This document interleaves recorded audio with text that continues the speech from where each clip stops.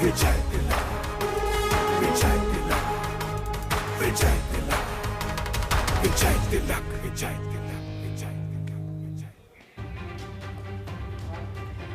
नमस्कार, आप देख रहे हैं एबीपी गंगा। मैं हूं स्नेहलता और विजय तिलक में अब हम बात कर रहे हैं जहां प्रदेश के चारों जोन में बीजेपी ने जीत का चौका लगा दिया है, लिहाजा बुंदेलखंड में भी जीत की बहार आई है। यहां पार्टी ने 19 में से 16 सीटों पर कब्जा किया है। राजेंद्र, बिल्कुल नमस्कार, मैं राजेंद्र देव। भरोसा तो अखिलेश को भी था कि बुंदेलखंड की बंजर जमीन पर उनकी साइकिल दौड़ेगी, लेकिन भाजपा ने प्यासे बुंदेलखंड वासियों की प्यास बुझा दी और 16 सीटों पर बम्पर जीत अपनी झोली में ले ली। और बिल्कुल ये भी तो जानना जरूरी है राजेंद्र कि कैसे साइकिल पे ब्रेक लगा, कैसे भाजपा ने सीटों को क्रैक किया। इन तमाम मुद्दों पर हम आपको दिखाएंगे कि क्या चीजें रही, रणनीति क्या काम करी, उस पर हम चर्चा भी करेंगे। और ग्राउंड जीरो पर हमारे जो संवाददाता जुड़े हैं वो हाले दिल बयां करेंगे वहां के लोगों की जुबानी। लेकिन उससे पहले ये रिपोर्ट आपको दिखाते हैं। बुंदेलखंड में लहराया भाजपा का परचम।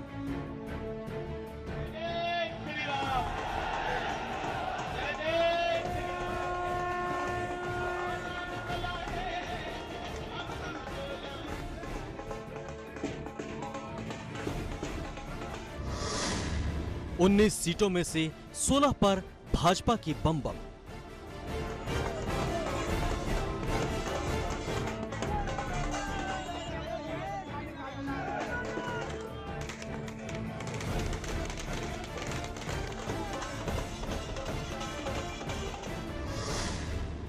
तीन सीटों पर ही खिल पाया सपा का दम।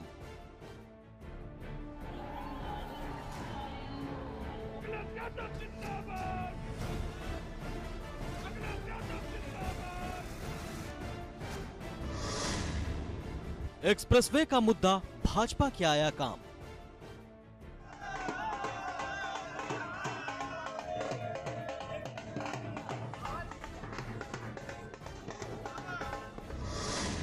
कई जिलों में सपा का हो गया काम तमाम।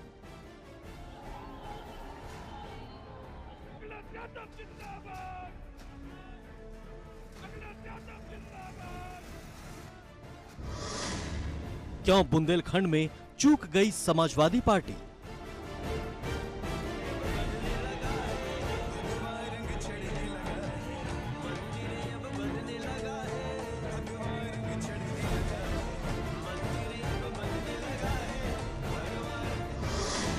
कैसे चली हर बोलों की धरती पर भाजपा की आंधी?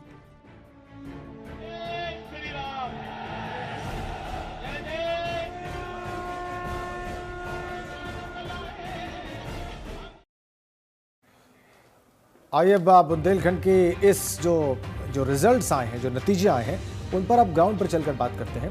और ग्राउंड पर हमारे दो सहयोगी इस वक्त हमारे साथ जुड़े हुए हैं। अविनाश तिवारी दिल्ली से हैं, शैलेश अरोड़ा लखनऊ से हैं। पहले हम दिल्ली का रुख करेंगे, क्योंकि बहुत सारी जो बुंदेलखंड की योजनाएं थीं उसमें केंद्र सरकार की बड़ी भूमिका थी, इसलिए दिल्ली जाकर अविनाश से बात करना जरूरी है। और देखिए ये भी बताना जरूरी है राजेंद्र कि हमारे तमाम सहयोगियों को टाइम टू टाइम बुंदेलखंड हो या फिर उत्तर प्रदेश के कई क्षेत्र वहां पर भेजा जाता रहा है, तो उनका एक अपना अनुभव भी रहा है कि देखिए अब हम इनसे बात करें। इससे पहले राजेंद्र जरूरी ये है कि बुंदेलखंड के इस बार के नतीजे कैसे रहे और अगर 2017 से इसको कंपेयर करें तो क्या चीजें निकल करके सामने आती हैं, ये भी जानना जरूरी है। दरअसल पिछली बार अगर आप कंडीशन देखेंगे और इस बार की कंडीशन, पहले तो देख लेते हैं कि भाई 19 सीटों का हाल क्या रहा।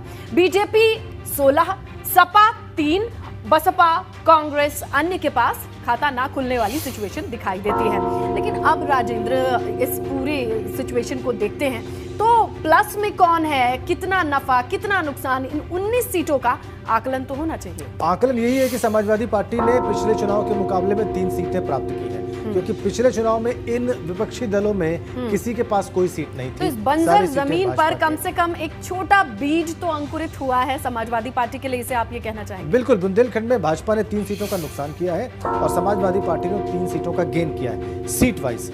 वोट फीसद क्या, देखिए यही बात 2017 2022 19 सीटें बीजेपी के पास थी, 16 सीटें रह गई हैं, शून्य थी समाजवादी पार्टी के पास, अब 3 हो गई हैं और बाकी के स्कोर में कोई परिवर्तन नहीं है। तो बहुत सिंपल सा मैथ है। अगर हमारे छोटे से बुंदेलखंड को आप देखते हैं, 19 सीटों का जो आंकड़ा है 17 और अब की यानी 22 की बारी में देखें तो इजी मैथ दिखाई देता है।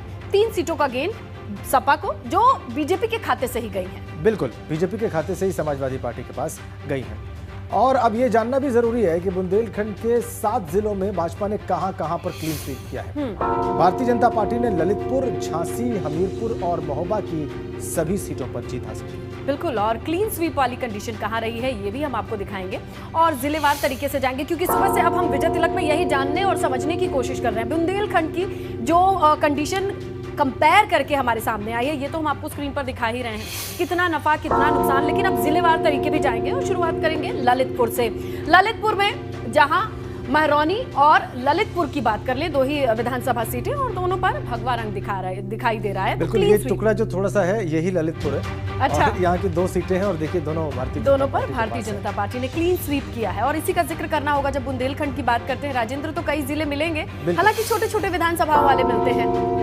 अगले यहाँ ज्यादा विधानसभाएं हैं। देखिए झांसी की आप बात करें तो गरौठा हो गई, बबीना हो गई और झांसी नगर या मऊ रानीपुर, यहाँ पर भी भगवा दिखाई देता है। क्लीन स्वीप है भारतीय जनता पार्टी का। झांसी में ऐतिहासिक जिला, ऐतिहासिक जमीन। हमीरपुर देख लीजिए आप, 2 सीटें। बिल्कुल, हमीरपुर की बात करें राजेंद्र तो राठ और हमीरपुर बड़ा सिंपल है, कुछ भी नहीं समझना ये समझाना है, दोनों जगह पर भगवा दिखाई देता है। क्लीन स्वीप वाले भारतीय जनता पार्टी के जिले हम आपकी स्क्रीन पर रखे हुए। महोबा की बारी आ गई है। चरखारी और महोबा सीटें दोनों भारतीय जनता पार्टी के पास है। तो क्लीन स्वीप कहां पर मिली है बीजेपी को, ये हम आपके सामने रख रहे हैं जिलेवार तरीके से। और जिले में जितनी विधानसभा सीटें हैं, किसके पाले में कौन गई, जहां ये वो जिला है जहां पर सपा का खाता खुला है। राजेंद्र देखिए यहाँ पर बबेरू ऐसी सीट है जहां सपा काबिज हो पाई है। इसके अलावा बाकी 3 जो सीटें हैं, तिंदवारी, नरैनी और बांदा सदर, तीनों पर समाजवादी पार्टी हारी है। भारतीय जनता पार्टी ने रिटेन किया है। अच्छा, एक और धार्मिक नगरी जिसे कहते हैं चित्रकूट, यहाँ पर एक जो गेन कहेंगे चित्रकूट की सीट, ये यहाँ पर सपा जीते हैं और चंद्रिका प्रसाद उपाध्याय मंत्री जी अपनी सीट हारे हैं, वो भी चित्रकूट, जिसे धर्म की नगरी से जोड़ करके देखा जाता है क्योंकि कनेक्शन है। ये रहा चंद्रिका प्रसाद उपाध्याय एक कद्दावर नेता है और ये देखिए जाला उनका समीकरण। यहाँ भी समाजवादी पार्टी एक सीट जीती है, कालपी। ऐतिहासिक जगह है ये भी, ऐतिहासिक। और उरई और माधवगढ़ की सीटें भारतीय जनता पार्टी जीत गई है। तो ये स्थिति है और ये हमने आपको बताया कि समाजवादी पार्टी किन 3 सीटों पर जीती है और कहां पर भारतीय जनता पार्टी ने क्लीन स्वीप किया है। कुल 7 जिले हैं, 19 सीटें हैं। भारतीय जनता पार्टी ने पिछले चुनाव के मुकाबले में 3 सीटें गंवाई हैं और वो तीनों सीटें चली गई हैं समाजवादी सपा ने कमाई हैं। और चलिए इन्हें जानने और समझने के लिए हमारे सहयोगियों का रुख करते हैं, जिन्होंने बहुत अच्छा खासा वक्त इन क्षेत्रों में गुजारा है, वहां की राजनीति की नब्ज टटोली है, देखा है, समझा है। अविनाश और शैलेश हमारे साथ जुड़े हैं। अविनाश के पास पहले चलते हैं। अविनाश, बुंदेलखंड में 19 में से 16 सीटें रिटेन करना, मतलब ये कि किसी भी किस्म की एंटी इनकम्बेंसी को हरा देना, बीजेपी ऐसा कैसे कर पाई? देखिए राजेंद्र, इसके बहुत सारे फैक्टर हैं। सबसे बड़ी बात है कि बुंदेलखंड में जो सबसे बड़ी समस्या है वो है पानी की और अनाज की पैदावार की। क्योंकि वहाँ पे ज़मीन काफ़ी बंजर होती है तो लोगों को मोटा अनाज ही पैदा करना पड़ता है, जो आमतौर पे अन्य अनाज होते हैं उसको नहीं पैदावार हो पाती है। दूसरी समस्या थी पानी की। तो केंद्र सरकार ने लगातार बुंदेलखंड के विकास के लिए काम किया। वहाँ पर हर घर जल नल योजना के तहत वहाँ पर पानी पहुँचाने का काम किया गया, खासतौर से पीने के पानी के काम को पहुँचाने का काम किया गया। इसके अलावा अगर बात करें तो डिफेंस कॉरिडोर झांसी के अंदर बनाने का काम प्रधानमंत्री नरेंद्र मोदी ने किया। बुंदेलखंड एक्सप्रेसवे बनाने का काम मुख्यमंत्री योगी आदित्यनाथ ने किया और तमाम तरीके से जो इंफ्रास्ट्रक्चर है उसको मजबूत करने के काम किया, जिससे कि बुंदेलखंड लखनऊ की दूरी ज्यादा ना रह सके। क्योंकि अगर आप देखें तो 2009 में जब यूपीए 2 की सरकार आनी थी तो उस वक्त भी अगर बात करें तो बुंदेलखंड का बड़ा जिक्र उठा था और राहुल गांधी खुद लगातार दौरे कर रहे थे और बुंदेलखंड की गरीबी का बार बार जिक्र हो रहा था। उस समय 21,000 करोड़ का पैकेज दिया गया था कि बुंदेलखंड का निर्माण हो सके, लेकिन तब से लेकर करके अब तक बुंदेलखंड का उस तरीके से निर्माण नहीं हो सका था जिस तरीके से बुंदेलखंड को विकास की जरूरत थी। लेकिन केंद्र में प्रधानमंत्री नरेंद्र मोदी के बनने के बाद उन्होंने हर उस क्षेत्र को छुआ जहां पे विकास की सबसे ज्यादा आवश्यकता थी, और यही कारण है कि उन्होंने बुंदेलखंड के विकास को खास जोर दिया। बुंदेलखंड एक्सप्रेसवे बनाने के लिए उन्होंने मुख्यमंत्री को कहा, मुख्यमंत्री ने इसका पालन करते हुए बुंदेलखंड एक्सप्रेसवे बनाया। और इसके साथ साथ अगर बात करें तो झांसी के अंदर डिफेंस कॉरिडोर बनाने का काम किया गया। लोगों को रोजगार देने के लिए भी अन्य तमाम सारे काम किए गए। वन डिस्ट्रिक्ट वन प्रोडक्ट के तहत तमाम सारे ऐसे काम किए गए जिससे कि जो बुंदेलखंड की कला है वो बाहर निकल के आई। और पानी पहुंचाने का सबसे महत्वपूर्ण कार्य किया गया केंद्र सरकार की ओर से। राशन भी एक अहम फैक्टर रहा, जिस तरीके से केंद्र सरकार ने पूरे देश भर में राशन का वितरण किया। कोरोना काल के दौरान की बात करें चाहे कोरोना खत्म होने के बाद का, तो ये भी बुंदेलखंड में एक बड़ा फैक्टर बना कि राशन जो वितरण हुआ उसकी वजह से बुंदेलखंड में तमाम सारे जो वोटर हैं वो भाजपा के पक्ष में आए, भाजपा को अपने करीब पाया। और महिलाओं को लेकर जिस तरीके से सुरक्षा की अगर बात करें, जिस क्षेत्र में खेती बाड़ी इतनी मुश्किल हो, पानी की समस्या हो और वहां के लोगों ने अनाज के लिए संघर्ष देखा हो और उन्हें मुफ्त अनाज मिल जाए और वो भी अच्छे मात्रा में मिल जाए, तो उनकी भावनाएं बदल सकती हैं। प्रैक्टिकल ग्राउंड पर ये कहा जा सकता है। लेकिन जो नहीं कहा जा सकता है या समझने की जरूरत है वो इन 3 सीटों का आकलन, जहां पर सपा ने गेन या पहली बार खाता खोल के अपने कब्जे में सीटों को लिया। इसीलिए शैलेश के पास चलेंगे। शैलेश, मंत्री जी अपनी सीट हार जाते हैं और जिस बुंदेलखंड से कह लीजिए सपा को बड़ी कम उम्मीदें हो सकती होंगी, लेकिन वहां पर 3 सीटें अपने पाले में आई, तो उसके पीछे के समीकरण क्या रहे होंगे?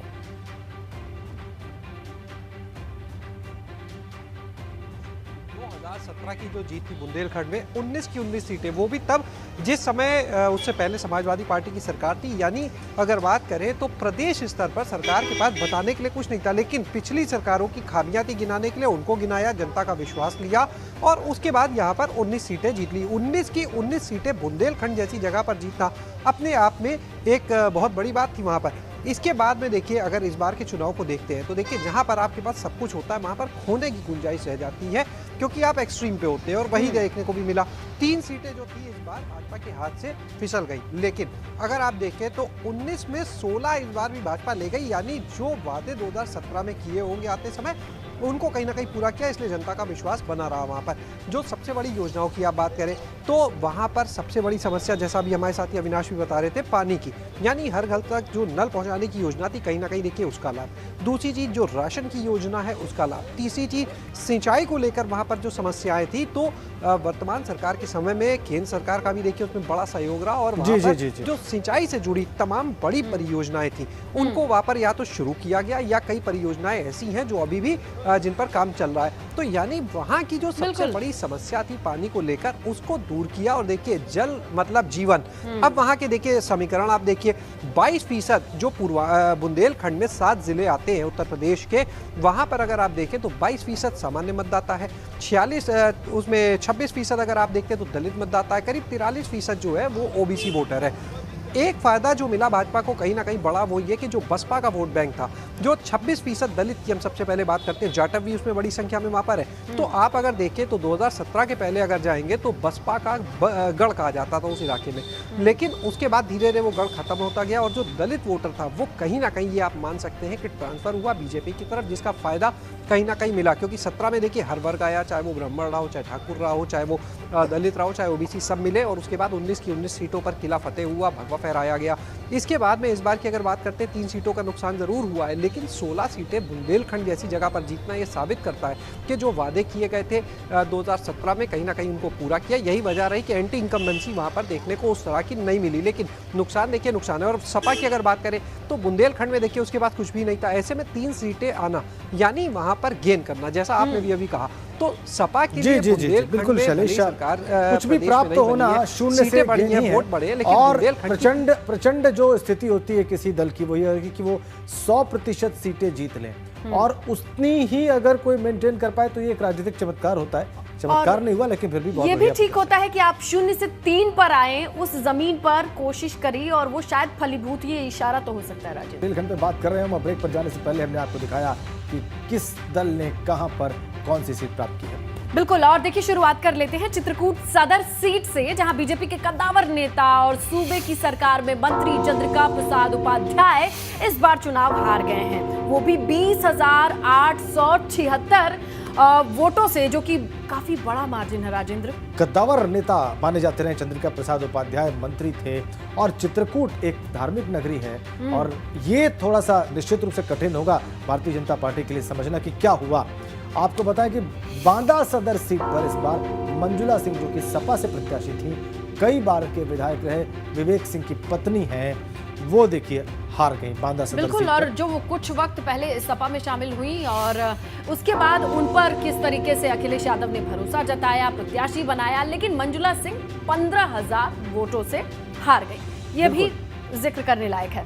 चलिए आगे बढ़ लेते हैं और अगले दिग्गज की बात करें, खासकर बुंदेलखंड की, तो ललितपुर की मेहरौनी सीट का जिक्र आता है, जहां मनोहर लाल कोरी ने बड़े मार्जिन से जीत दर्ज की है। मनोहर लाल ने 1,10,000, मतलब ये बड़ा मार्जिन है, इससे किस तरीके से जीते हैं ये भी देखना जरूरी है। 41,881 वोटों से जीत गए हैं ब्रजभूषण राजपूत चरखारी सीट पर भारतीय जनता पार्टी के उम्मीदवार। देखिए फर्क देखिए आप, 41,881 वोटों का ये बहुत अच्छा अंतर समझा जाएगा, और बड़े मार्जिन से उन्होंने जीत हासिल की है। वीआईपी सीटों पर आपको बताएं कि जीत और हार का फर्क क्या रहा, ये देखिए आप। बिल्कुल। और बांदा सदर की शुरुआत कर लेते हैं, जहां प्रकाश द्विवेदी करें तो बीजेपी की ओर से 81,557 वोट मिलकर ये जीतते हैं, और अंतर का अंदाजा भी लगेगा जब मंजुला सिंह के वोट को आप देखेंगे, 66,343। जो दोनों का अंतर है वो आकर रुकता है 15,214 वोट। ये है अंतर हार और जीत का।